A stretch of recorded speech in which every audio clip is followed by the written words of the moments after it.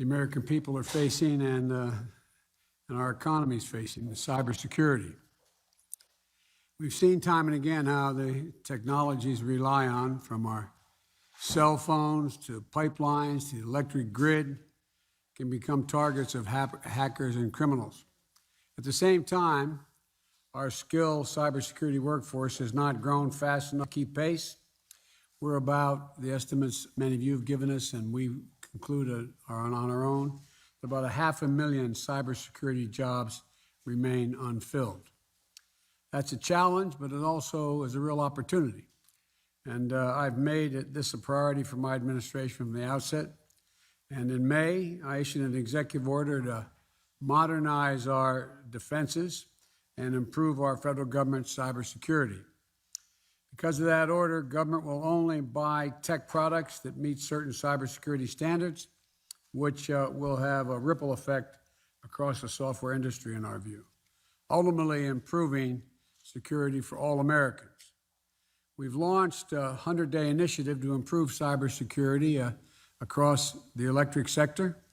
That initiative has already resulted in more than 150 utilities that serve 90 million Americans being deployed and or committing to deploy cybersecurity technology that are extending that initiative as to gas pipelines as well next. That's where we're going.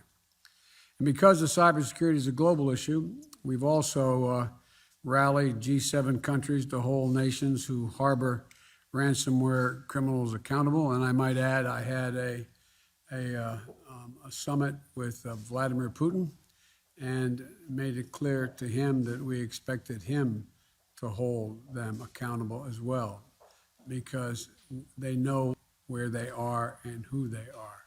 But that's another issue we will not be discussing so much today. We updated NATO's cyber policy for the first time in 7 years.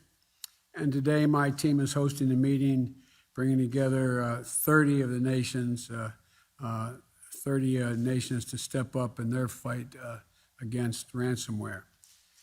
But the reality is most of our critical infrastructure is owned and operated by the private sector, and the federal government can't meet this challenge alone.